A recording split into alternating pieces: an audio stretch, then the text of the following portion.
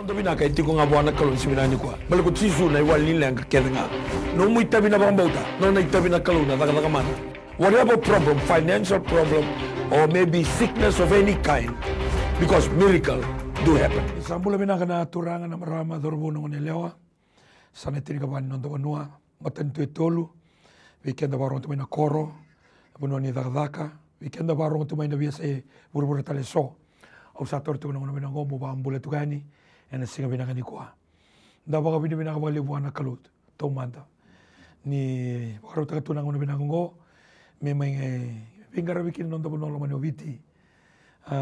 May ono ilau ke botoa. Me ado sara kina eto sa malabu. May rotu may dake. Adi kombia undu poindi. Kau ta sumu sara ki kandabo. Kito toro te una binaka ngo kito usa. Baka ambula tugani bikin muni kita sara. Nindau nana magitu may na tinikan dua kina tinikarua may na moni ti kina bakarawai bagosi bina bukilulu kina bakarawai ndo sureti kina ora na ilulu ni lotu kina non ramata me rako mai me pero may bakambula ni bikya muni garabi kina non tabanua ena masu saka talin dona kakito da kaba may bi masu lagi nga bi wasei bi bato na gitu bi ba longa gata ki ena ngona kada durmati ko go ngona totoka ngona binaka oburu-buru ka ngona ndre senangona ni ya babala ya bikanda kenda pangbotu tu nonda kalau gona ngona binakan dondo ni ngarabi kalau ngona binakan dondo ni ngarabi nondo itabi en ndui songo lotu kenda ndui levena ko ngona au paka binakan matakan ni sini ndai tiko patagi kenda na iliulu ni songo lotu na All Nation Christian Fellowship tal ngase epelir tambada pula binakan tadengo tiko tala patagi kenda na pagalilis daki virtuna Agofi sena Apostle Gospel International Outreach Fellowship Outreach International o tal nga se cokata mambola boleh bina tadingo ke tondo bika di bitunga tadingo ke mbale nda bitungo eso na bitadini inda bituma ina dindu ni ndraki nimbula dola tabu tu tao bilingi bedi dati niku ando na singa dua tani ngebekenda kitu manatu nda bitungo kitu sapa kila tu na ilumuni kalu nona serau nona tiniara kau bukan boto ni na through yani na screen ke ko sara television kapatala ki na mo taliboni biko yaki sena no mo computer na mo sara nda bitungo kina yani berni toso na weekend na bi masula ke una sure tirau mero bukan bula talanga weekend na ena singa mina di wat talanga se zobola tomanda wa bini bina wa li besar wa na klu nda wa bini bina tang na nondra bula na gasilebu ni New Methodist Christian Fellowship. Dapat bini katakan na yalo ni bisuriti tu kumekina en matakan isingin inda na buguni bingarabi ka ndami bingarabi tu kina na tabata ni bingarabi ngo men ndami bato na kata kina non tapunu abuana klu.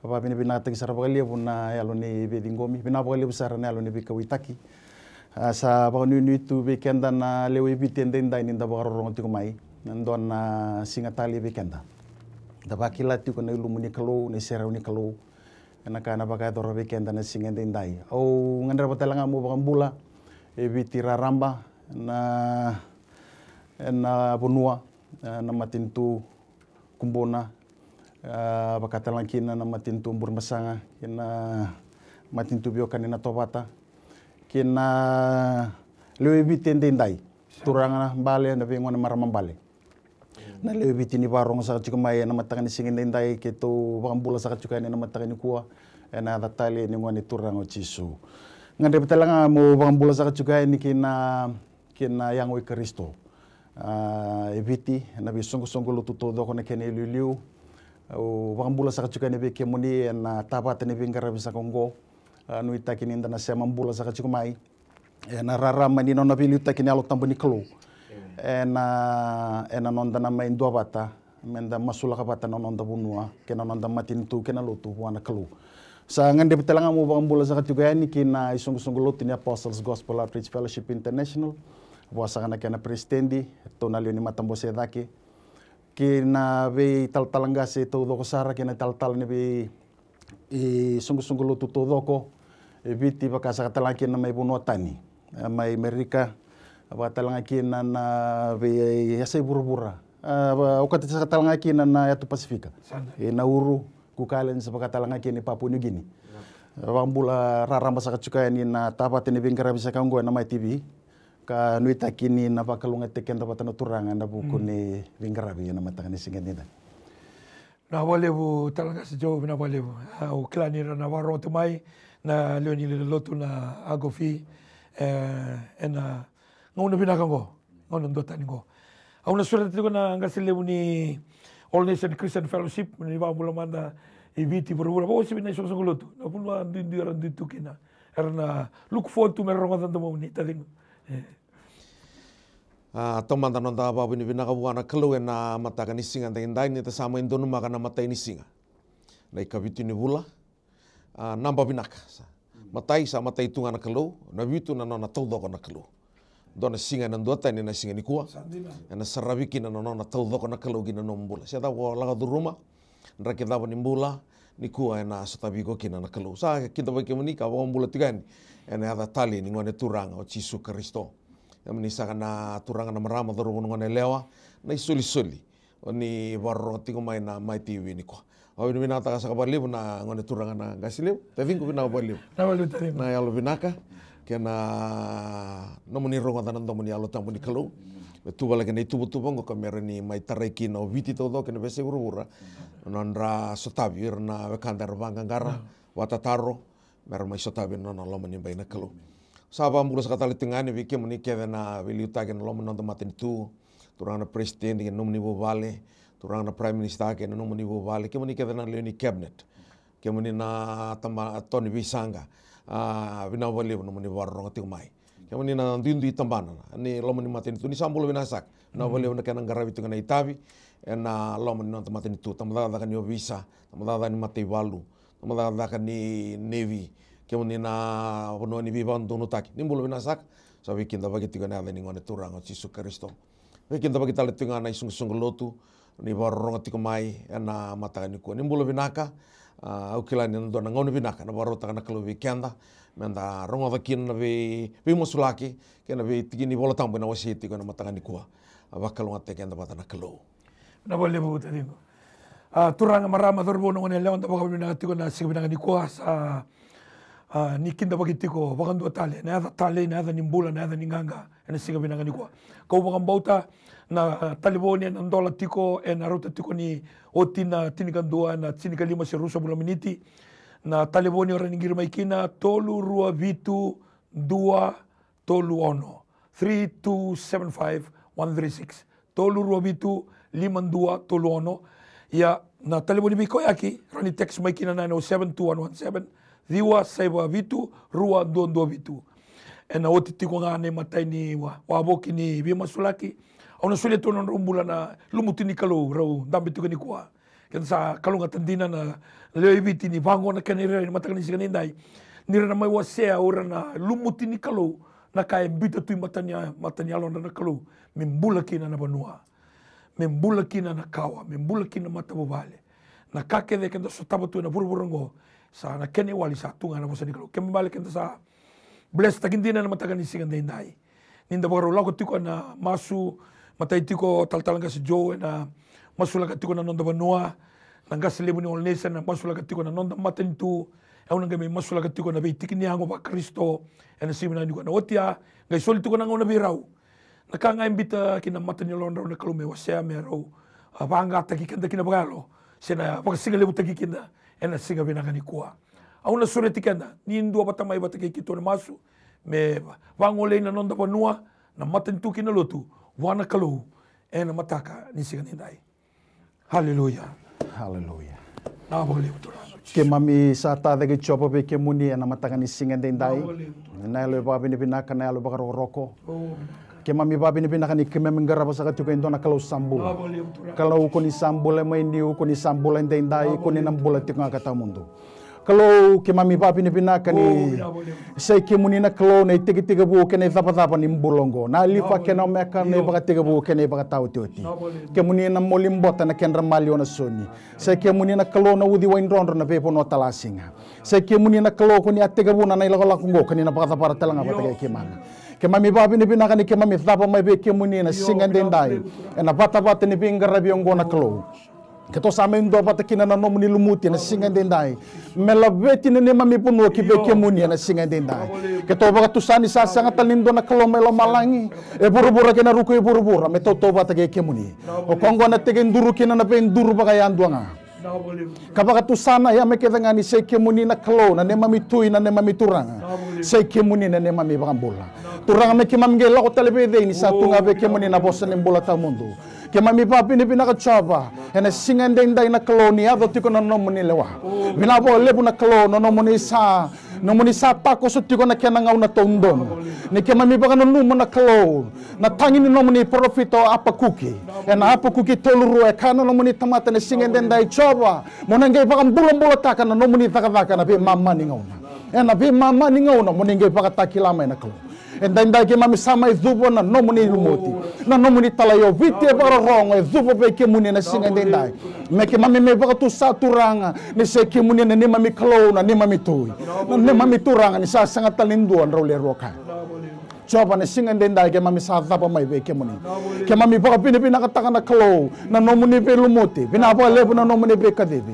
pinabo lebu na kalo ni kunin dalapa na katumbongo turanga na sema na kalo ke mami sama isama kina haleluya nang dua bata na hangoy Kristo na singan din dai turanga me ke mami bato na kadake na ne mami pono bite be ke moni turanga sama sunan no moni tamata ke mami sandu bata din dai ni ke mami kila turanga na puno etapa kina na tamata ko ningen do tege bo kina na kalo oni saba ka puna na kake denga turanga ni singan din dai merapin na ka kina ko rasanga rabi ke moni kalo mani ke moni endai dai turanga to saba ka binaka at taon lagi kapato na kita gibeke muni na kalo na ne mami pono biti na singan dai na mati ni tu pono etolo na pono kumbo na mbore masanga na pono be kanina toba ta na singan dai na pe turang ambale na pe maramambale ke mami sa bato na kada no non rambulo gibeke muni na singan dai ke mami sa masula ka ke mami kire na pe fukin lo muni na tambo nunggu kalo ni liuta kana ne mami pono dai turang age mami sa pa pinaka ni kana no muni bosa na sa me tolu sa bulka tolu ntige na chini karo na singan dai turanga ke mami pa pinaka na kalo ni ke mami sa pa bauta kakila na singan dai na no muni bosa kana charma rosang bulka dio turanga na bonua iko na bonua maparongo kina na bosa e choba yana ne mami tangi masu na matangani singan dai na bonua biti na kalo merongo na bosa e choba urna ne mami bili utaki merongo na bosa e choba urna turang ambale na maramambale merongo na bosa e choba na be turang ni kor na be liutaki na busa na kalo na singan dai na ni mami tikina ndo nan raw dio sanga bulu kalima na lama ni koro yan dundo sare ndo nan raw dio sanga bulu katolo na kena matanggali na kena busa na kena toka na matabu bale baka yan dundo sa baka tambori choba be kemuni me kilaw bitien dai merongo na bosa i choba ni sa rongo chuko nan domo muni dai na singan dai ni kana no muni tamato ni bosa be isikeli ewa baka sangara endu menduri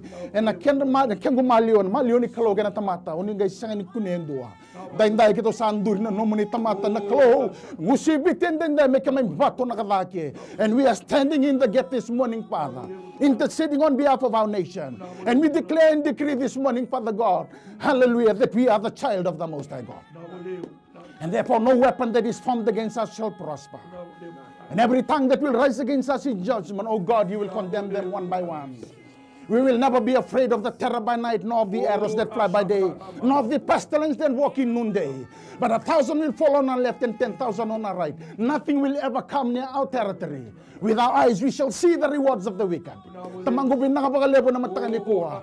Kipagasa ni mami toko chobo di telemenge kimami meda. Nungu klo ni salebo ko kwa sati ko lamay kimami lele ko sati ko burubura. Kimami sarawata na kakya.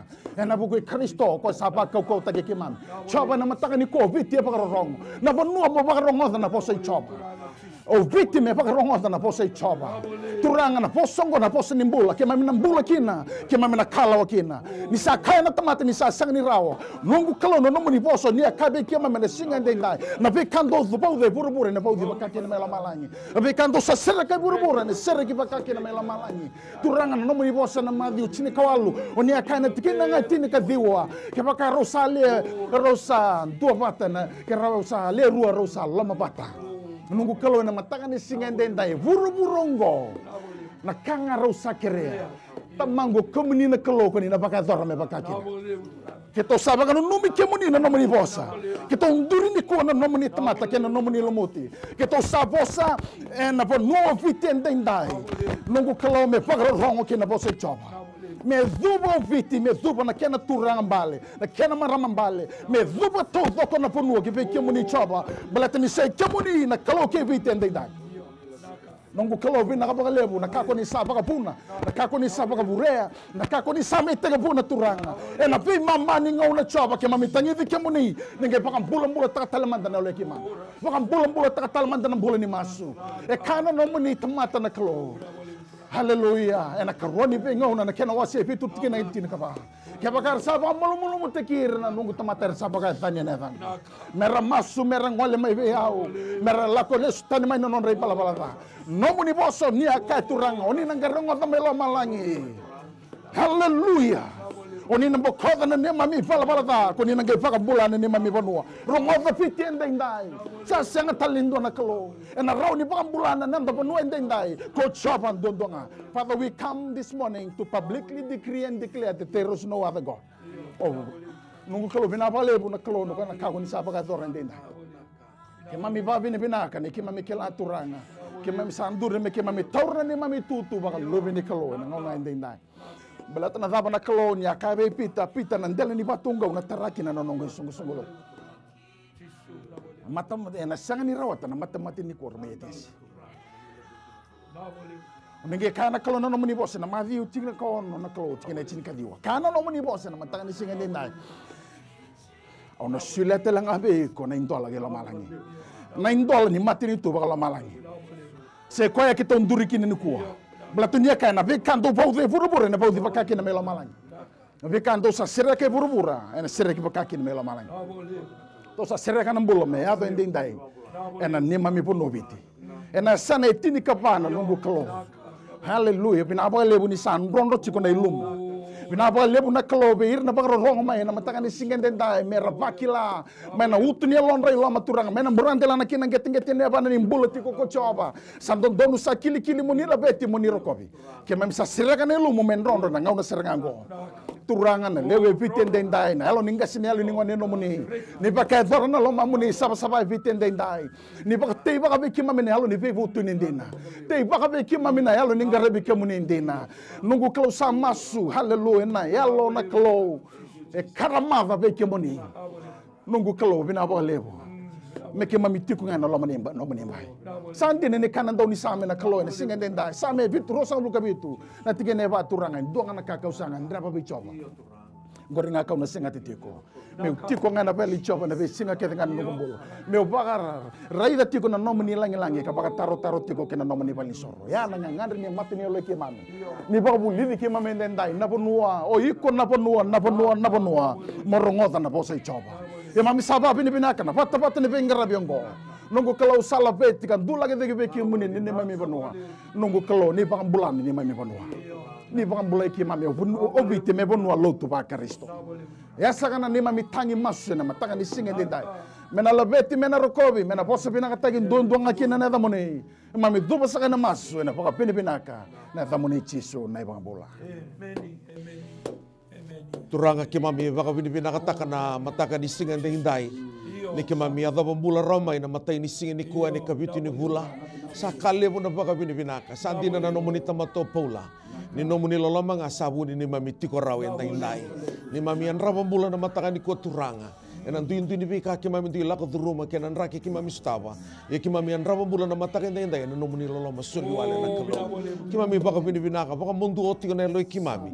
Bai ki muni na ni mami turanga. Bina wale bu na ni mami kalo. Na nomuni lolama bina ka baka lebu chisu na mana ke na kau ni nomuni indra. Bina wale bu turanga na alo tamu.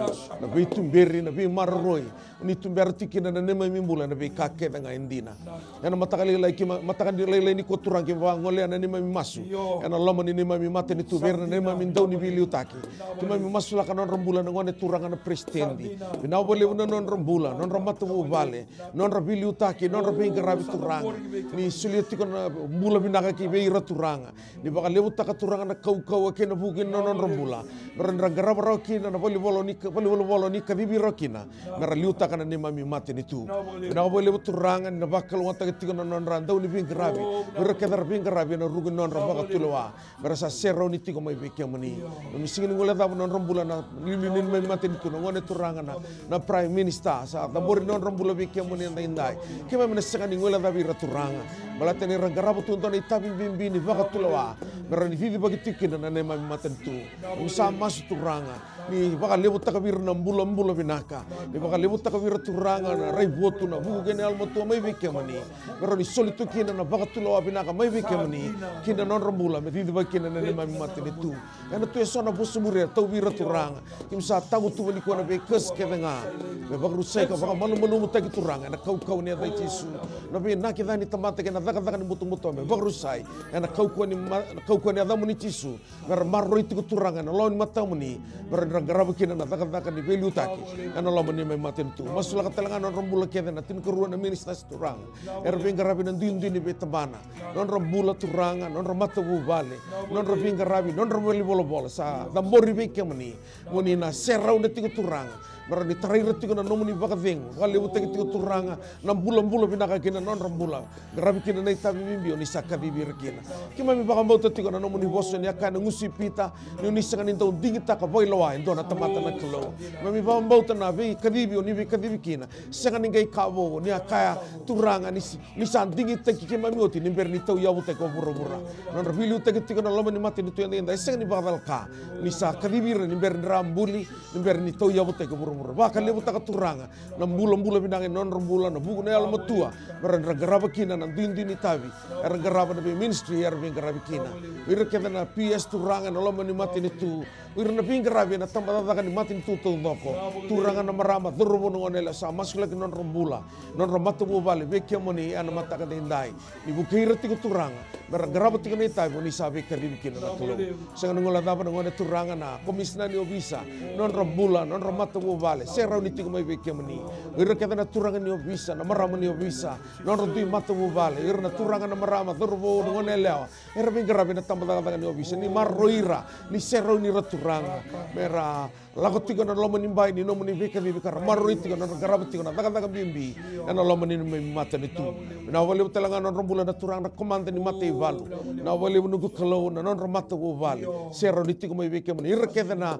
turanga ni valu na marama ni valu ira na tau ni baka timbi valu ira na linga ni wau ni mai vanua mera sa marroi tigo mai beke mani ta gomba tigo na non rambula mai beke mani na ni mami kalau ira na tigo ibiti ira na tigo mana bese bura mana golden high turanga mai saini ai turanga lepo no ni baka kina mai ira ki turanga ira na lago tu baka buli lago baka da kamera sa marroi ira na sa tigo turanga non mai les tigo mai saini ai ana bi hotel mai nanti rada tigo igana lomo ni tin ka bana singa mera sa marroi tigo non ramata bu vale ni mami kalau bakal wata turanga non rambula na turanga na vili utake na mata ivalu e wai sama sulaka non rambula komanda ni nevi e ira kede na ndo ni bin gravi turanga ni valu marama ni valu na turanga na marama durbo ngone le ndo ni badi mi valu ke ira na bin gravi tu na lingi ni wau ni mata ivalu e ragarabu tigo na daga bimbi ni kana marro tigo na nemi bonua e na loma ni me mo swasi me marro tigo me bikemani marro non rambula ke non ramata bo vali kama daga ni bin gravi ni bono ni bi vando ndo nutaka turanga na komisna ke ira kede na turanga no visa marama no visa ira na turbo ngone le turanga na marama non rodi mata bo vale merasa marro kroni tigo mai beke mani dindi ni beta bana no lomo ni mate ni turanga kima misa kan bekan ditabuto ira tigo na be korba balangi ira tigo na taunda ko ni korba balangi na bian mianu ira be garabi wolikina merasa marro serro ni mai beke mani merkela turanga ni kemuni oni na marro ira tigo na lo ni mata mani na mami kalo baka lebu takabir na bulan non lomba ni kemuni marani bulan kina na mami mata tu bina boleh usara na mataka ni singa na indai yo sa nui taka tigo turanga ni na dolabi tigo loma langi ka serro ni tigo na mami mata ni tu mai beke muni na mami kalo bina kasaba le muni rongoda na mami masya na mataka ni indai ki mami masya ka tigo na baka bini binaka ena ada domba ni ada ni bulan ada muni Yesus Kristo na mami turanga ni mami baka bulan tina tau loma duan tuanga amen Coba na ni mami kalau bina boleh bina matakan isingan indai. Rani tambot tigo ni kemuni na masu lagi na ni mami benua. Sa masu lagi na ni mami batentu. Sa dambori talangan na nomuni lotu. Na lotu nomuni na ni mami kalau na simina ni kwa. Ke mami sa dambora yani na be sogo lotu ba Kristo. Sa ambula tigo dedembu ya tigo na nomuni rotini. Ena puno binakango. O na tamba na levu, rebi liutaki na gas levu.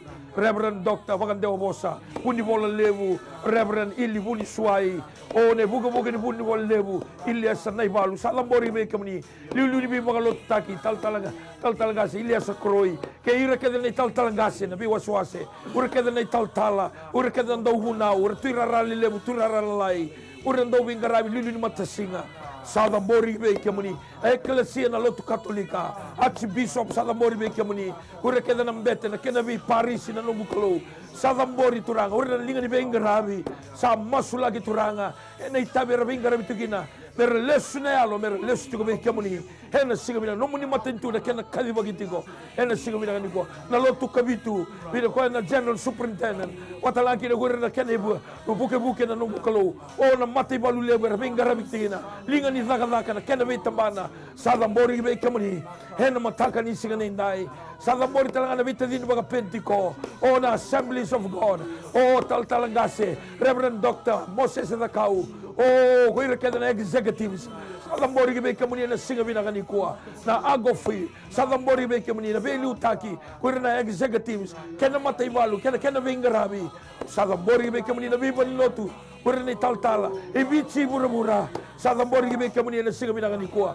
masulagi na All Nation Christian Fellowship kena ngaselebu ndambe tigo na singa bina kanikua o talangase epel ratambadala nono matawale nono tombula na ngone Sadambori be kemuni na buku na kila kana helo matua na tosu kiliu o na viva ka helo nganga taki na nomuni bosa na kena kamura gitu ko na besinga o turanga lago tigo na kena mana tuga gitu ko na wamalai rongo tigo na dindi bara o tatandolan tigo na katumba nika mulisa tiko kina na ni mami kalu nomuni bosa ka kema sa nomuni do ito ko choba o de itale me kemundo meda kema ka usa tiko batagi kemundo o de itale na sangati kemundo Joshua na nungu bosa me ka kuni ali mai na temeni usumu iyo me baka nana nuki na besinga kina be bongi ka kuni lago tani kina matau ka kuni lago tani kina maui na buno ke mutu kana bamu taura me nomu na singa mina ni kwa sa masula ki turanga na CMF talangase sulia sikurlo ko ira ke na talangase na biba ni lotu todo Sadambori be kemuni en singa bina ni ko na Anglican Salvation Army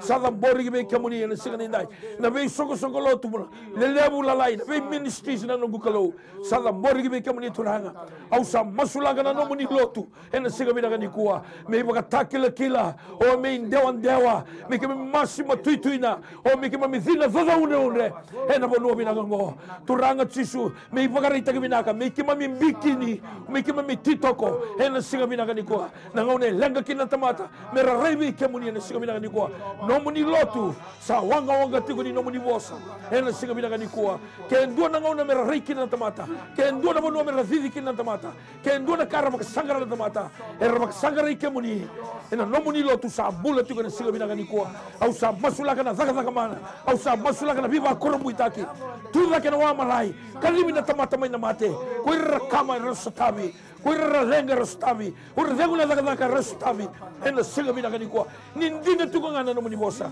ke monikati pita o na dela ni batungo o ya una taraki na nungu songo lotu no moni lotu sa bula ni mamikalu ke mami sama iveti kina walenga ke mami sama iveti tamani ere walenga na nungu kalu ena singa bina kanikoa au sa masu turanga me ke milago taligbe e ka ko pita me ke milago taligbe ni satunga be ke muni na bosse ni bola bina bole turanga e au vina ke mami zuru matingo na be buke lulu ke na be bagarawai era lago mai gora no muni lumuti o kara kauta tuna no muni tiniara o era tutubi tuna no muni tutubi na kalo era lago mai mera mai masu me masu lagi gini ni mi banua na sana itini ba mai lau mai vakaunro ke mbua ke maduata o mai rava ta ke mba o nanro ngava ta ke na bosa o serua ke na bosi mai daka o neita siro tai lebu ke rewa ta kosugilo mai viti bata ke kandabu we ire tu ko ibiti ke ire tu na bia sebura bura ur varro na television ke ire sarsal mai na Facebook mero sotabi na singa bina ni kwa me bakana no muni kau na ni mami kalo hena singa nindai au sa masulanga no munilotu me kako nindambe sombu me tudake no munilotu me zinga favaunde me kama turana me tosu talagi nando na lebolo ke mami sabanga bimi nakatakan no bulan 5 mingase iya ke mami sabanga bimi nakatakan no bulan 5 mingone erna duri da mer kauta tale kinando tan na lebolo hena singa bina ni kuwa binda ka bagale turanga erna bidiga kinatamata may nandun na tamani waso sa kandua kinandun na tamani waso sa kandua era mga sanggara na naman ni Bosa iya na naman ni Bosa sa tubira nang usunda na naman ni Profita na matagal ni singa na inday pinawali ang tamago na singa na inday masulagi na naman ni Lotu tambori na naman ni Lotu ningay lumuta-buta na naman ni Lotu dua tali na singa bo matay ni singa dua tali na bula bo na singa binani ko sa may lagong na ikaroon ni Bimama na ikaroon ni Bimama ni Rosa Ngabulu kaya mamina talaga talagin doon na lebolo kina dua tali na level ni Bengravi pinabal yung sa tambori na naman ni Lotu sa tambori ko na naman ni Tamata sa tambori ko na naman ni Lumuti soran daw sa taban ng Bendre soran daw lakudubo-duba soran daw kaseti soran daw mo sa mga nanataki iya turanga o kemuni ko ni sa toko nila ena may singa ena may yawa ena may sekondi ena singa minangani kuha ni Lumuti rabutale uri na may lutaki na may sugusuguloto oh fresh manna fresh anointing from you and you alone. And we thank you for the word that comes from their mouth, the word of affirmity, the word of authority, the word that creates, the word that gives life and death. We thank you. Turanga monindo kai, monibuo sa binakataki. Pagka dere-dere ina na moni. Dede ambuya na moni rotini. Kito zuba ka mas na pagka binibinaka. Ina na moni nga chisu na neto turanga na neto ibang mula. Amen. Oh, haleluya. Ni bula minaga na turangan marama dorbo ke no nela o kilani na bakilati ko na bia ulibo-liba. Dawa. Ndono tiganya na loma ni be. Una ni be ngarabi ngobi ke muni ni barongo tigo mai. Haleluya. Ora utakatongana no muni ngirmai o sakawoti tolu rua bitu 52 tolu ono. Girmai. Rau tigo na tonga tolu muti ni kalau masulagi tigo ni kuwa na ka ikuando tangi da katumai ena bagadori. Kani bol tambu le ruanga yor tu dabuta na dangur tu krea bitamangu ena soli kembale kabi kan bol tambu kaya paudi ke paudi melo malangi kaya sa sereki ani ke sereki talanga melo malangi ono suli tu kan bulai talang kasi andu menangan buyo sei la leka imbero ke suli tu be haleluya ngasile bo via tomana u ndo batana bu ni tikini bol tambu ni dabuta sa kachiku ena madi ngana kena wasi chin kadua cia chin kono no na me da buta sa chuko chisu vipita ena ndele ni botongo ona taraki na no ngi sungu lot nge kau ko ena sangani rawata na matini korme etesi ona sura talanga bi ko ni ndola ke lo malang matin tu lo malang na vi kando sa bo de burubura na bo di bakakin melo malang vi kando sa sireke burubura ena sireke bakakin melo malang gamai toko rua takatalu ko biro tone tisepil ena madi ucin kawalu anange me dhabu toko ya ena tikine cin kawalu la sombu endina na ausa kai baka indina be kemdo abi kando sabo de burbura na bodi baka ken melo malang abi kando sa sere kai burbura ni sere baka ken melo malang ne ka ko ya ke baka rosa lerua sanden arosa loma pat nakanga ro krea loma pat e burbura ke nakanga ro krea kapang ko na po sinikalo ena bakadora na tamang gusa chiko melo maling endo to sale tur sama sa chiko mayo buru dendai sama sa chiko may kemambalya na ndra kisirang ando to sandam bikinongo na platform ngo endo to baka no malisunga buana kalo no bos endo to baka no malisunga buana turang onia ka na buno sungo ni kineru to to butana tangu sa chiko na keno to malio yo ba binibina ka buana kalo balata ni nandra kinda sa duru masa kacuko no biti nangonangko kandola pana pata ni pinggir bingo belata mer ne meindo patakin go sang walangan indo pata na new methodist sa ndo pata sarcungango na be yang karisto nda sama indo pata nandra ya u ba binibina ka ni ba burre cuko na lo tambani klo na rebut ya sandina ni ka bikin na sa indo na rotul so betul re na kenyang kena mata bina kan sa tiko ba lo patana biokan ya obina katanga mo boleh kenta sa kacuko na lewe vitende indai be kenta na barong sa kacuko mai Mombole kenda saka chiko ena pata ni vinga rabiongo ninda nduro kenda nanti ni bosa ni klo. Baka no mana bosa ni klo. Hallelujah. There is power in our confession and our declaration. There is power. Kachiko vikenda ni bola tambu ena bosa mbale chini kawalu. Kachiko vikenda ni namati kinambula sa chiko na yamani tamat. Life and death is in the power of the tongue. Dona kau chiko na ena nonda baka tu sa chiko kenda na bosa ni klo. Ni kachiko bango chere mea o yuko na bunua morongoda morongoda na bosa ichoba. Onge baka no numelo stali chiko na nguna profesi kina vosa na klobi sikeli me profesi go kena sui mama. Sui mama. Isikeli tulso Bitu. Me ngetarungi sikeli o yuko na lubeni tamata era nimbula na suyongo. Gai kabango na o isikeli o kimuni ngana klo ni kila. Rungoda na kange kana ndomoni na bosa ni klo. Tuna mo bosa mo profesai ui mo profesai kino sui mamata Sikeli bosa. Sikeli bosa o bosa profesai kino sui mamata mo rongoda na bosa ichoba rongoda na bosa ichoba o va vini ka buana klomba la tani kila na platform ngo ndo to sa nduri kine ni kuwa na tamate ni klomba ndo to sa ba to sa biti ni kuwa me rongoda chuga na bosa ni klomba rongoda na bosa ichoba. There is power in that confession. Gay kabin go weekend na volta mo nangono sa professor kino isikeli. Rongoda ko endo na yababala sa tiga bu merongoda ko endo na yababala. Sa kabi o ta ko semana. Kemambale enta bichungo ero na isikeli. Amen. Aya. Kembali na bosa kembali na dabuta. Amen. Aya. Ndoto na dabuta. Amen. Ndoto na dabuta. Amen. Eroni na kamana kalu. Itu na siya isikeli wi komosa. Praise the Lord. Kembali na kautungan itu kembali na dambetungo ero na isikeli. Amen. Seru na Jeremiah. Seru na Isaiah. Amen. Ni ngone bosa kina na kalu bicho safati. O ko isi bosa bicho safati. O ko bosa bicho Jezreeli. Amen. Iya. Kembali le ngona na tamatalo to tora baka mamanda. Na itutu baka tamata ni kalu ndabetungo ni kwa. Iya. Praise God. Kembali there's power. Ni ngona ndo na masukina na mataka ni sikani dai. Ko ira kedera baro tumai. Sangwalangan itu sa leto like. Amen. Kembali ni sa boss kini si mama si mani bakata na mama ni mama. Amen. Kesa mate sa ratong tanga. Dona na usikila se bida na tini ba na magsaoti. Abuno kina na usendo muli ko itu na ngona. Ngai esini ndona su esa makala. Amen. Praise God. No sui kede ekila Sindo na sui niya ba beli do moti tamba.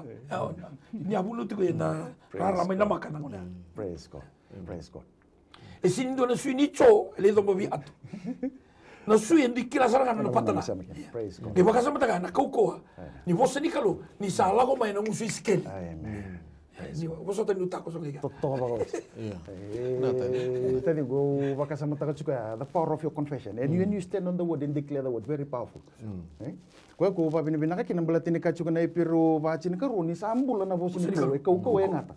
E mudu no iselo motivo. Kongo se sua kasarna ko na loma kena na yalo ni tamata.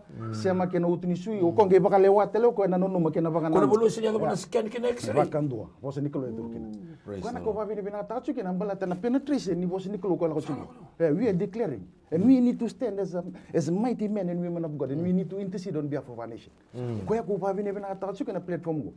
Nindolava weekend na raramongo na kena dure ne biolibu ni boseni klo when we are declaring and decree me bagarongo buru me barongo na punu barongo na matini tu barongo na lutu ne biolu tai menda sema bat ko na ka wabini bina kata chikina isindo na kan dendre wana e power enough confession o ba kasama taka chiko ngasile na nungu tukuni alo taka chukango mbalateni usapa kan tinindi na ta dona no rono ndulu kawalu se taka chukune ltie ungi to bimate kona ka baka tukai chungo ndana mate baka tukai chungo na Bell's palsy. Kongo na stroke na stroke nga ni matam. Na sini yang umuto do. O sala ko be buni wa erto sa tukono be no bunoi. Ngor na be tor chumba ka ono sento na chin corona bula. It's an infection of the seventh nerve of your brain. Go be baka sar tunga ni sa be sar tunga na matam sa rela sa sara. It's on your face. Sa sara ngesongo matam. Usala ko be bunu isange sule telemu ko be una ndono bunika una baka to chungo na steroid o bango na steroid ndo bang tanga ndo bango yo o bango singai kongo ndo tental na matangel ngo usa be ribre bital nungu to sar tut ko na turna steroid ngenda ka chuka be ko na facial therapy sangel ko chume be ndo na ndo ni bengarabi Lo mani mada rua nga silebu tadingu. Mada rua ta kachiku ngobio ngunu buchunga na story disanga pakantoni dona kaya to biao. Disanga pakantua. Nge pango bio ranjini. Tao i kumusambi tele beno ni matengori. Tu kona be konto ne bengara me saka ni ku kotani sema batin sindo na bisa ore tebe ko. Kentor sanan duringa na bosan iklo. Ochi mada rua. Nge katoli mada o sanduro ya o satu no ko duringa na ilelo waktu sana bosan iklo. Waktu saat juga anda bos include that you are the child of the Most High God and therefore no weapon that is formed against you shall prosper. Kemambali, ni onduri anda bos include, the buto juga anda bos include. Kau yang kita katakan, lama ni mata ondua, main amoni cikene singa tambu, ngai singa tambu, tadi guna ngono usa ngona kita untuk yang ramai kina nama takamu the buto ciko, saat tiga buru dan satu ciko malua. Nama sela, toso. Toso nama sela ni musungu sali toso nama belunggu sali toso nama tambu, gika bitu ni singa. Aus arebe na katalitu. Kalau kabe bunuai tu kono bango bunuai. Tapi ada bego tu kono ngo sa pa kambuli usarang anak lo. Then it's indeed it is a miracle. Ninda sanduro ken dana posini kelo menta bakutu sana posini kelo. Ndare dana koko ni kelo na kapagato.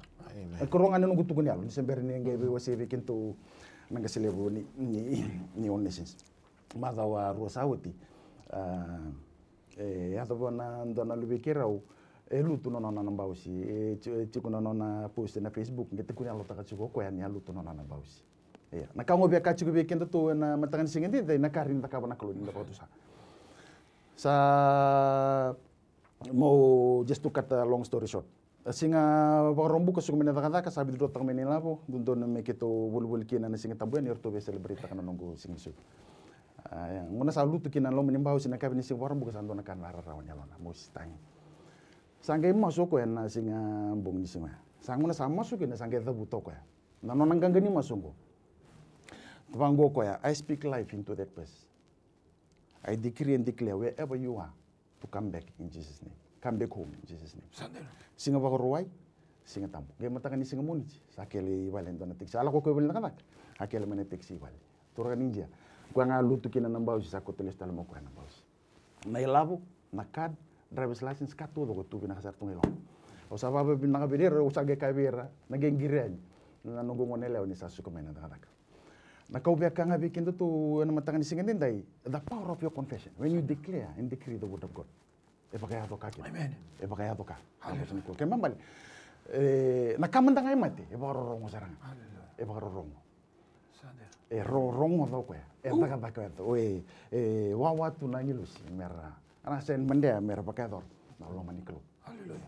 So ken mambali na ken kinga be ken tu na matangan singin dai be ken tana parong sa chiku na matangan ko na ken kinga go. During na posini klo declare the word of God. When you declare the word of God ken mambali ka chiku na posini klo ya. Ko na endola pasana ko na access into the kingdom in terms of resource, in terms of benefits, in terms of your miracle, everything that you need. Ken mambali na mati na katudo ko itu na matangan. Exactly in the word of God. When you stand and to decree and to declare the word.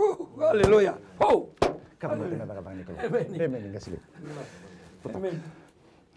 Iya. Bina kau bawa bina kata kata na kalau na itu tu toka tading. Amen. Saya kau kutingan na bos ini. Haleluya. Na same rosanga bulu gatulu na tiki na ngai lima. Na noa kero vital no takati bote kena nungungan elia. Kero biosi tinga. Na same rosanga bulu gatulu. Sige na lima. Na tiki na ngai toki ang gato noko ni salumu ta na ulungu ena ilum. Sawam bale na bengumbilo.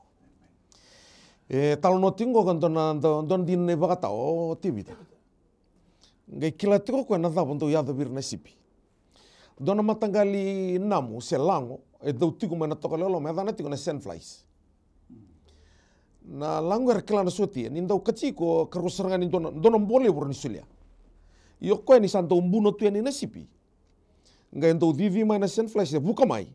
Mengge mai roi udunra sindalinganra. Ko sing ni ronga e baka lutu elok kasar ngai kia. Baka lutu elok ngai na kau ko na ba lutu elok mer ngai kadam bote mene elok mera lebu na lubi ni lango ka. Rado ngai baka kacila kana dalinganra na sipi ke na udunra. Na kanga into da kabone sipi ngai tabu-tabu la kana udunra na batu. Bateni sing ni rani kiri tabu-tabu la so na sipi mati. Na kardong kita kabane bato ni sipi ya. Na ngono imbuno tu kina na sipi. Ngai lumuta na ulunra na waiwai. Bolat mekaku ni roya na sandflies. Kara reta na tikine on gitu nang ke murio na lebi na ka lolom. Au kila ni sonangau na endo baka sosata kenda. Na buru-buru sia na taka buto-buto. Mendo baka sengi kenda na utau-utau na ulun na control. Ranyo barrot ko mani ko na kasa control teki ko chiko. Sabio tu na tingom beka bigo sa lenga sa na mati ngori sa ngori sa na kamor no mati bubali se oi ko sa na besu na no motoka sa baso sa tegi kia na kangengan revingo ka na ilumungan ano inti na yalo tomungan ikalo ni na lumu tengah ngori ko na ngai no na itabi meslebi ko na yalo binaka yalo loloma na ngai muri ko ya na buambala na mbilo meliu na ilum na overflow abundance ni na lako mena kalo mengai sobra kana bi kau bina katingori ya mena liu na ilum ko anda baka bina takin na yalo tampu ni kalo ya teving ni ngau ne tarikan tikina ni ilum ya tu na bango ka o somia le bisol kila ni na durmi ko na yalo ichobo iko na bugi motamat duatan kila nrai ko lako durmi tonggor ni ko ka kamai ni mo sole ki o mai balat ni tu mata iko na bugi mondotan na ilum nga mena tariko ni ko si o tu na tiko mai no ko matu wala na kamoro sing kamoro ono bugi motamat duatan mata ni ko na ilum nga mena tariko na ilum ya osara na isulo tokar vole ka kangatuna welcome Holy Spirit. Hallelujah. Turang kena marama dorbo na wanele na sing binangani ko kenda baka binanga pa libo na turang ni damit ko garna ilumu tinikalo. Iko ndola bangama ya sanagori. Ndola bangama ya sanagori. Na masu na gaila ko ya sanago iko na eka bikani voltambu salumuta na ulungu na ilumu. Sa vuambale na mengo. Na ilumu nga ko lumutiki na levo ambali taliki na nambilo kana ko tadimu le kana ko nei kana ko na levu na vivo karauta ki gede ge sopara mena kalau baltanga na ilumu ko sadingo maroti ko ni ko iya ni sa bina kata na turanga na ilumu ya sangan de pasaranga kina bo baga yo mena mulo na betul kina indo satu ko na sa iyo nimbula binaka nimbula binaka iyo nimbula binaka saru ngadi kemuniti ko di sambula binaka turang na tala iya nimbula eu kerkenga meu masulaki eu girchip ngani ngoi baran dolimba au sabia au kila ke baka undo numbia katabia rod na kana bulang go endo la ko biu chiko dona kana bingo na ke ni menda wo chini tu zakata na no ngara no pita bini buvale na ngoni tu va de munyo china pasingeli enda undo chiko ngana na bingo na ke mendo tanga china meu mo na lo malimbai ni dua kina rua pa ka di baka inda undo na yalo ni rivi ko le undo la ko biau ang undang di uma baka inda bola karanga ni lutu mai tu mana uto na ko ni nogu sini kila na rere ndia ka tanga ya sedaba every day at the same time da uya go chiko kina bia una kango o kerker de uma sulaki ke baka indo nda kana ka unga rebo ni sereki ke baka o kereta langa ke baka rang masulaki na no bubu bali o yo baskina no bubu bali sabi na kanao tal kasi jo be grito may orang dol sa may ma Amen. Binaka. Hallelujah.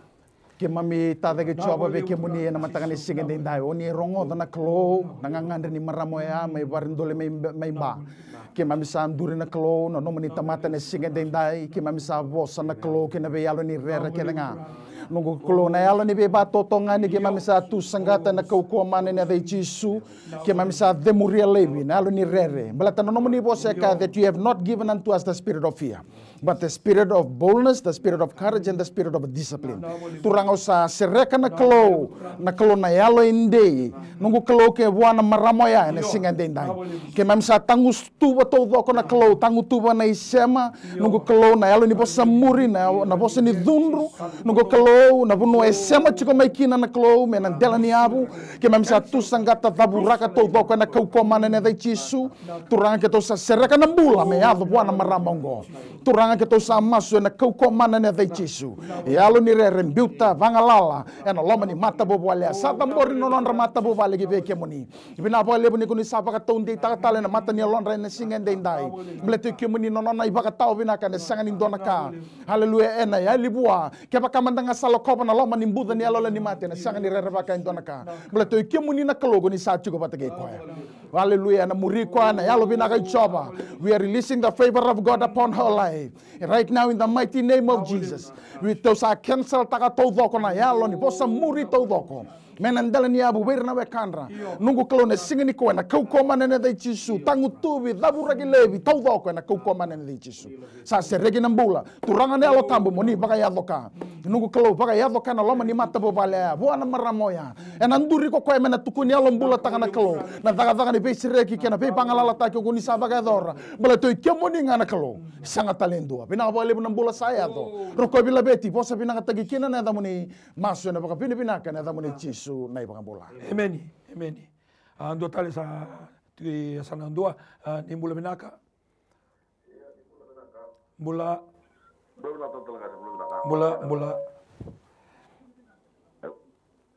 mai gitu. Iyo.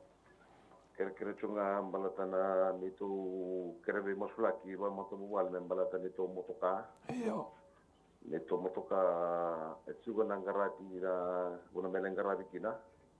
Terus untuk masulaki ba moto balik itu kira talan moni bi masulaki.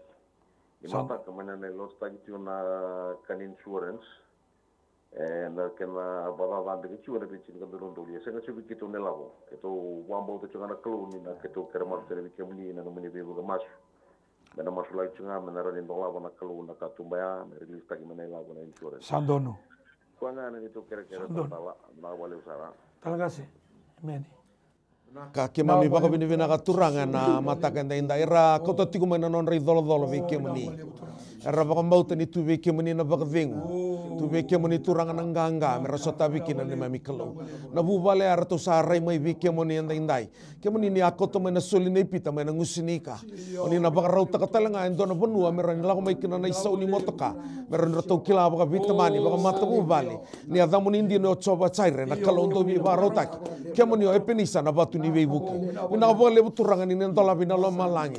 Bala toni ya kaibe yake ai ni no mani na siliva. No mani talenga na koula. Ni ndola bana na katumba mai ke mani turanga. Mera tona tukuni alo takana vita mani ni na somirao na motoka. Mera tona bakal ngata taki baka ilabo mai ke mani. Ena baka rogo teki na adamu ni utangu tubu turanga na alu ni robon rubua. Baka rusa turanga na kes elako mai biroto.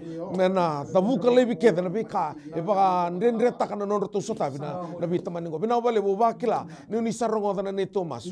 Sana rao ni lavo ana somi na motoka rato na maro takana mbula. Ena baka derderinga kina na adamu ni kima maso na baka binaka.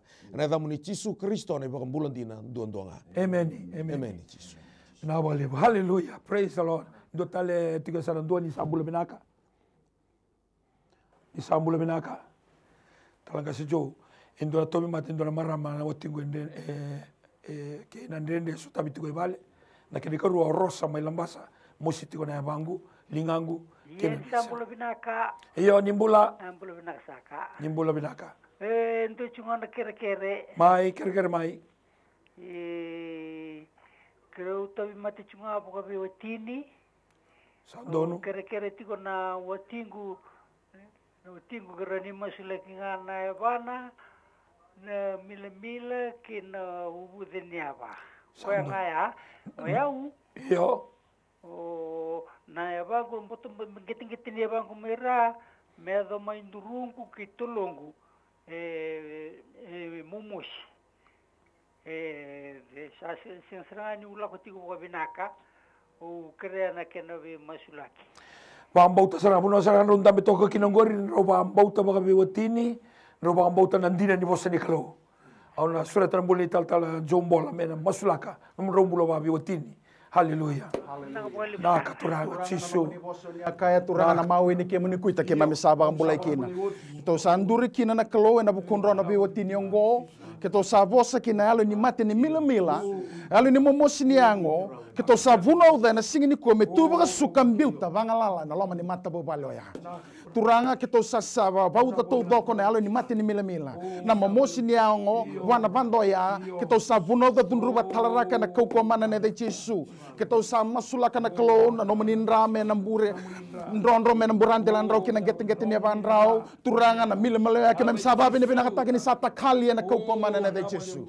Na nomuni alo tambugo ni na baka ya baka na ngauna sarangango meron na pakila na kalo ni druma ya ni na kalo na bio libu-liba nunggu kalo na lama ni sitting rumo ya sena loma ni rumo ni mo ya na buno ron dabo bolikina ro pa ro boli mekina keto sapa keto sanam bula saya da indeng dai binna ka bole buna klo ni satau do ko sata kali na mosen indeng dai nungu klo sami mira na klo na buno mila to indeng dai oh na nungu klo na kau koma na ne chiso keto sabuno da tu sangata wakamai bagarusai bagandua na manu ni mate ta veve to bini mila ena singende ndai na kokoma na de chisu turanga keto sanduri me bakana dine no mani bosa keto sa bauda na be yalo da ke ngango me bangala tani lo mani mato bobal merto sa sereki yalo ni be bang bombula taki yalo ni be batotongani non ro mbula na be utin non ro mbula to na ngone merto sa sereki ndai mera ni ro ngarabi ke muni baka yalo ka baka indina baka binaka sara turanga na non ro bia kana non ro bia ngunu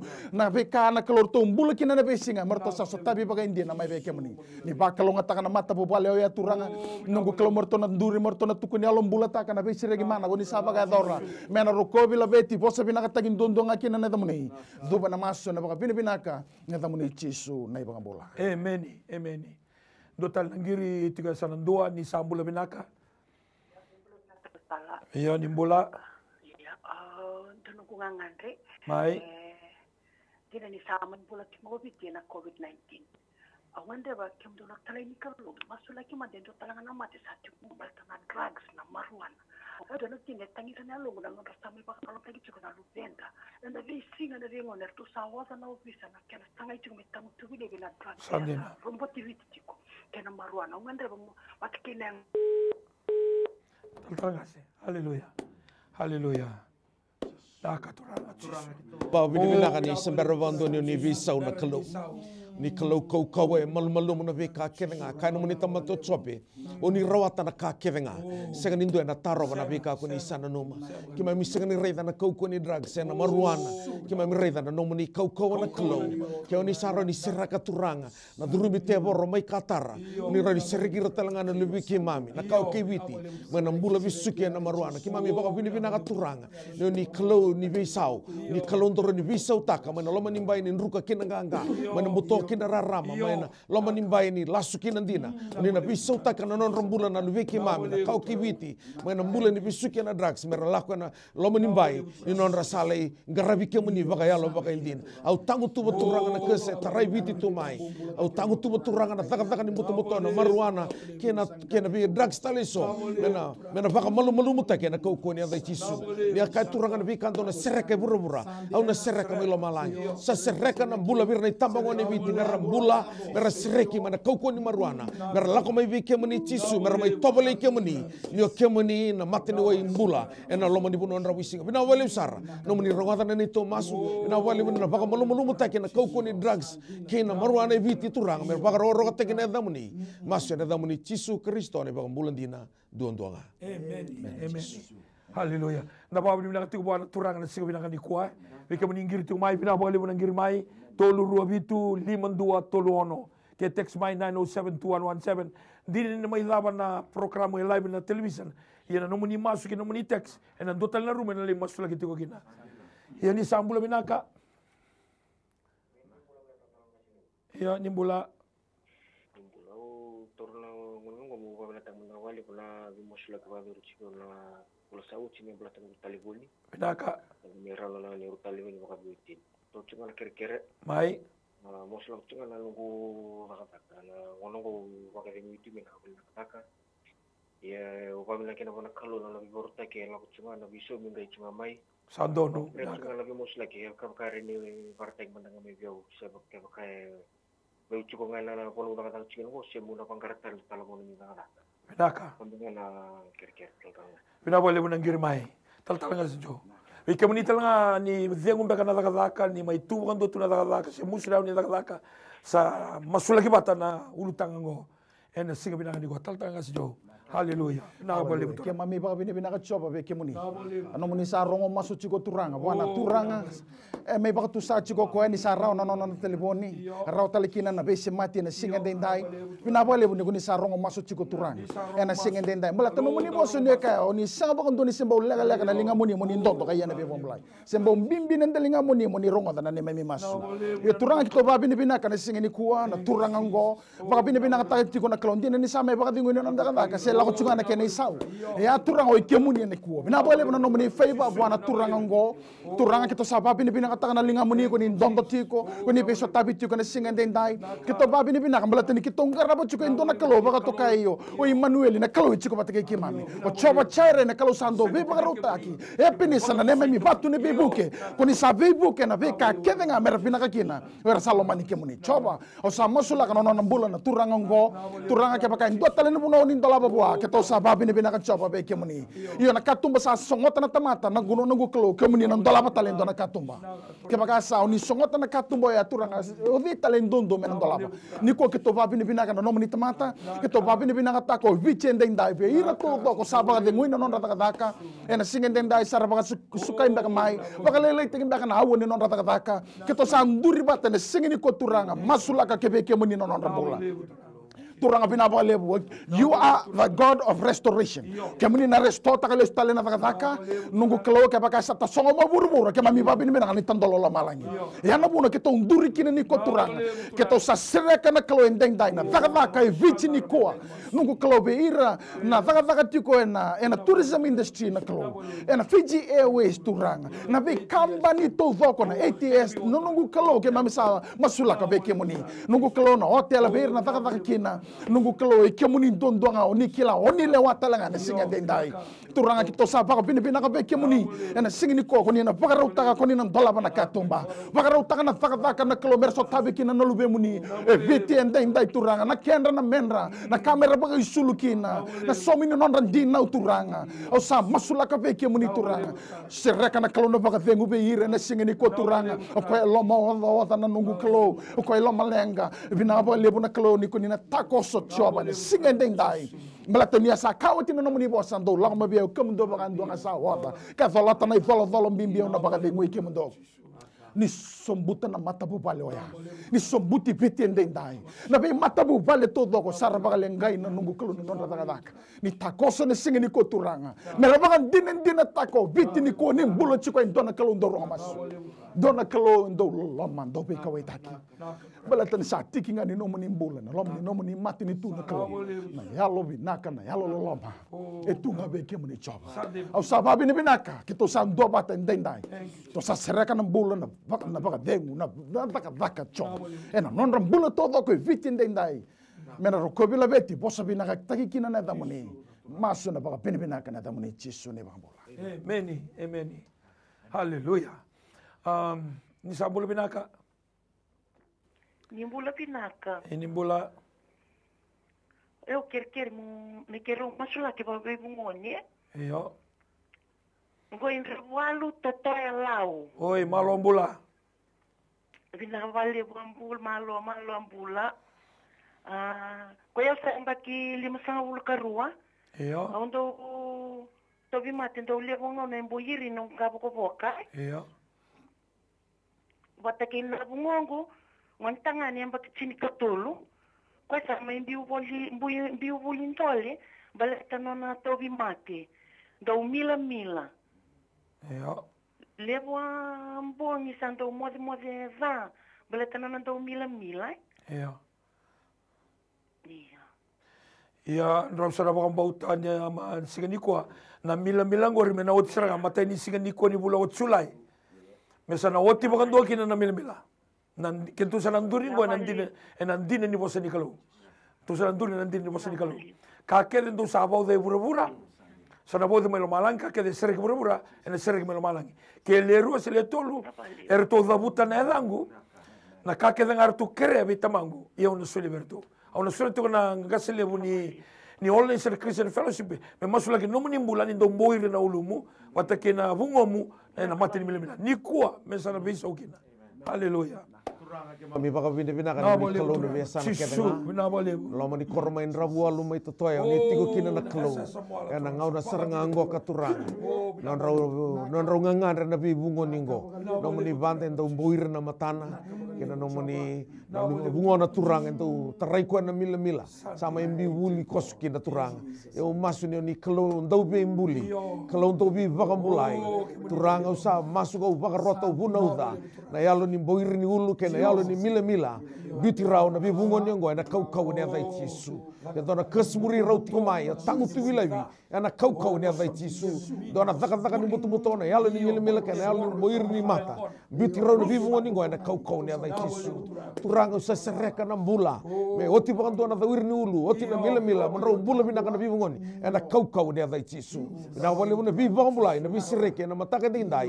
Masu na muni tisu de baka bulan dina duang-duanga. Amen. Amen. Ini sambula binaka. Nimbula. Kira-kira dengan. Mai kira-kira mai. Dot tilibio dona quarryman license. Iyo. Sabu aba expired. Obina kata me dona ilang abo me baru tana kalu men bala tana kena renew type. Wata do talala kame dona kamba ni mena banga tegikila na quarryman license ya samai tu de devio na quarryman license asa asing di banga tegitu. Kana le bunga ngasile. Nangona tapa sa expire kina. Esa expire para na aburo okosita. Kenga okosita talen buya sana yang pakiru sana lentan data talen na kena bitaru. Sandina. Iya na iko abanga taka tu mena license ngori mi atapa sarangana okosita sia tu ni banga ta.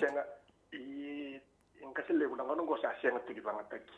Oke, sando. Kira-kira rondo masulakan me ngone renew tagi kina. Le baru tana kalau ndora kena isu, patana company talengam men ale banget lagi kina na quarryman license ya. Ya. Ndambe toka na kako baka na nukina, ndambe toka na ndine ni bosa ni klo. Tal ngas jo. Haleluya. Pinabole uturang tisu. Sandi na turanga kito babi ni pinakachuma na nomo ni talay. Na singa day tay. Dua bata tiko na kalone kito sema masu chiko ni tambori tiko na nonambula na turanga ngo. Ena bugni na license. Ena singa day tay na quarryman license nungu klo. Kito sa masu ena kukoma na day chisu ni takosa na loma ni mata bobale oya. Wana turanga oya. No na lalawa ka tiko turanga na bugni na business.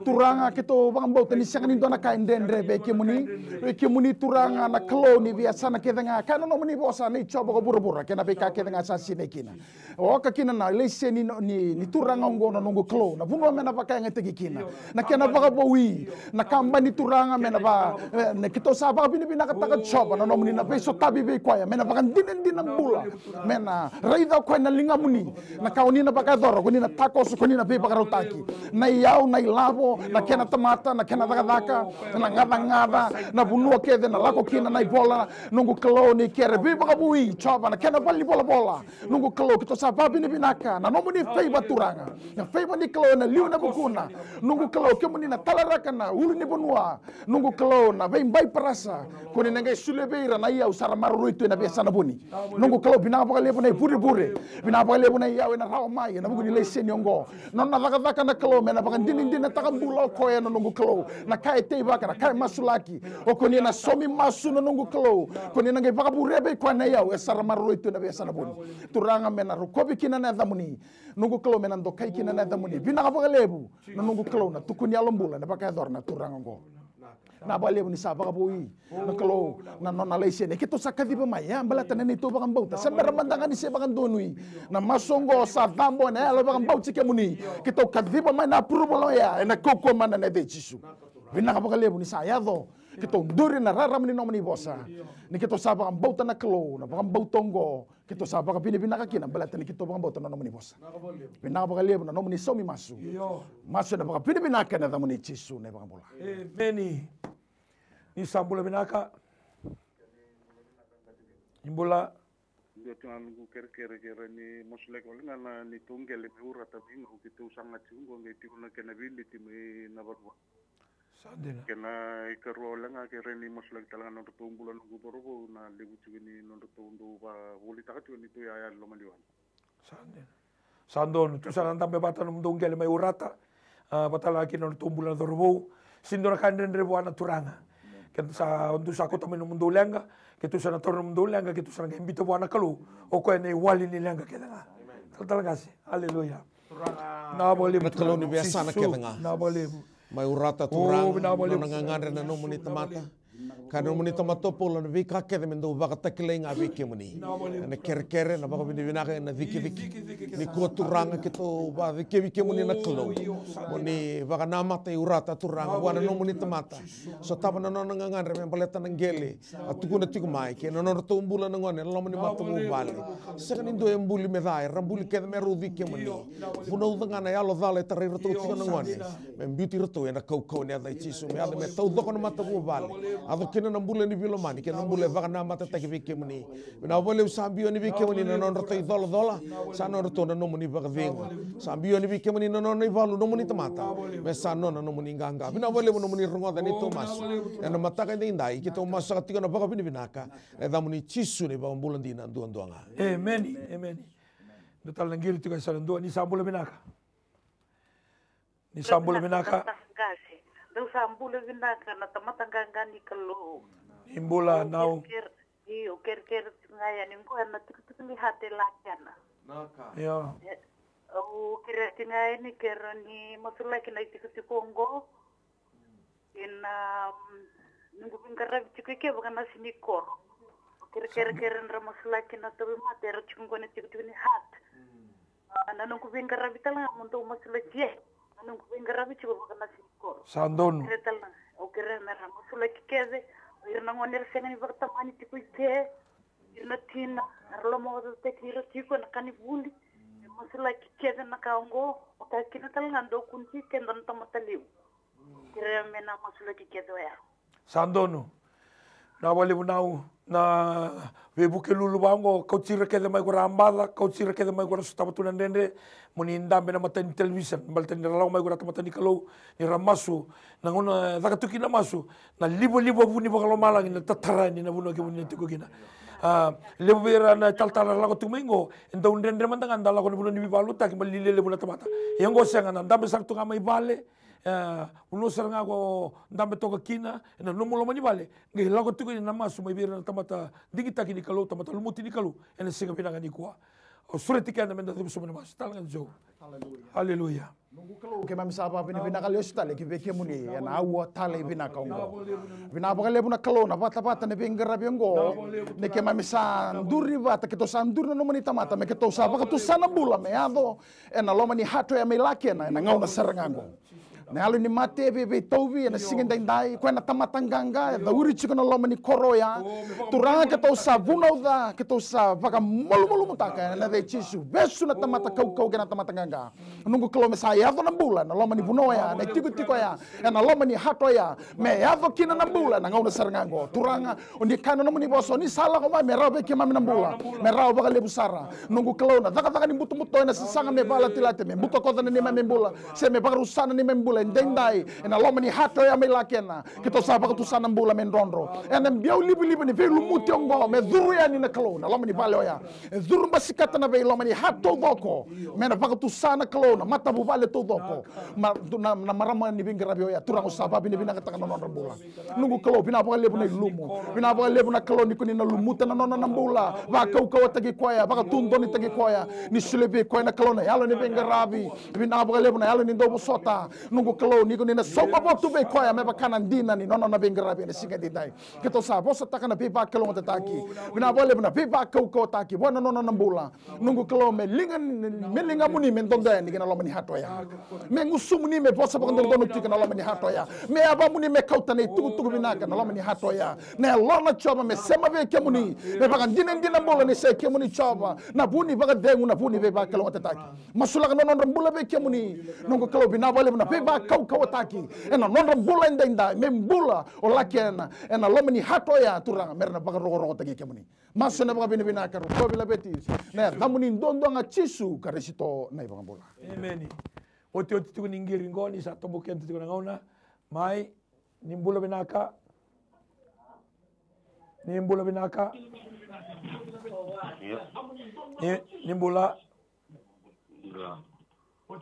mai Nimbula binaka. Bula Warong tu kamay na numutaliwan ni kuni warong na ritso. Iyo, ni muli naka. Iyo, ni bola. Kito sarong di community ko may. Kira kami. Iyo, kira kami masulingan itong bola ba vitamani. Masulingan itong bola ba vitamani ito lagot sumay ba ngandengo yung matoloto ka kito lagot sumay ngau. Sandono. Kito may talitakat sigo na program may ngarabu singo. Oh, binaka. Kito maru tabal ya guni kito sandakan itu sinzalata sigo man to madango. Binaka. Sama sulai ngani to bola listali ngau na man ni bidang na singango. Game masulai kita ngan na lubiong kutangani itu nandalingan na na ciksa kito la kwabe de balimbula. To katsinga mana guna bisa cuma menon mati. Kerengan nabi masulaki. Sandono tadingo, Sandono. Na tabal ya nabi umdara bingaram to kalangachiko. Binawalewo. Hallelujah. Tula kasar may ngaw na bitamani rito tigo may matawal. Wabi na binakataka turangan ay alo ni nganganre. Alo di bakang bautik yung mani. Tu na bikay rito nganre ba. Tu binakat me rito na kautelesi ngaw. Rito na binakat me na sotabi na rito matuwale turang. Coba caire ni baka rauta ka na rito mula. Di bakang dita ka birito ni rito nganre bikya mani ang dainday uni na sotabi rito. Kya mani na kalon to vingo man na bi dolo ken. Kau ni ndo sulia na no mani baka vingo. Bakal watan rito mula ba bitamani na lubiana ko elenga tigo nandalingan kemuni na waini mati ni bi matangali mati kedenga coba rafa terana dalingana na isoli ya mena bula mertongai lago turangi ngau sa mulai ena kau koma na ni ada muni Yesu pina wale besar no muni sa stapa no rutong bula baka matu bobal pina wale besar bula no muni isoli ya nandalingana turango ni sa baka gi kemuni nandau ni bimbuli ndau ni bi baka mulai no muni no rutong idolo me no rutong no muni baka ding masu ena da muni Yesu na baka bulan dina duang-duanga. Amen. Amen. May makani sa may tumbukikan na ngauna. Binawali mo sar na sarsarmay na siyamamay, binawali mo na parong may, binawali mo na bakang bautamay. Ono sulit ko biro ni taltalango, pero wang mo talanga bigay kemo ni en singal lebo ni singal ni kwa. Ngandre pe me papi ni binata gitu ko na no mani parong sa chiku may na lewe bitin dai, binawali mo na yalo ni sema, enda sa ando apa sa chiku may kina ni kuwa.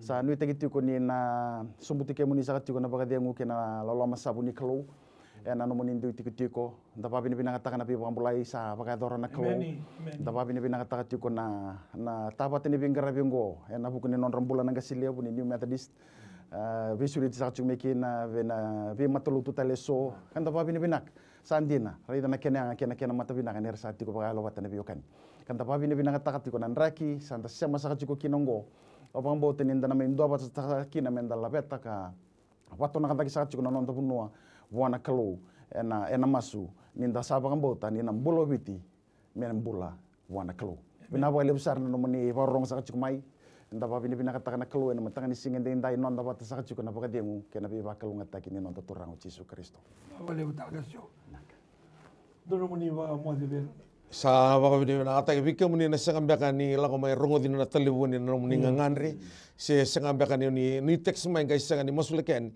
na kalusa na suta bikya muni. Hallelujah. Wakalungat tak no muni mbula no muni matuwal na kalu wakalungat tak yan dapat teketa na lewi viti kika muni na barong may balang na singin kuwa na nonta turanga.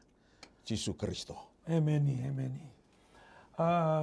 Ito sabang mo dito gani bikan dal turangan marama dorbo no nila si winangan ni kuwa pinawali mo na sa mamay ningay be tukut-tukut ni takani.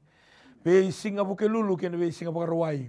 Kanto lang may nailulin lotu na yung masulak kipatan ng tabanwa and singa binani kuwa.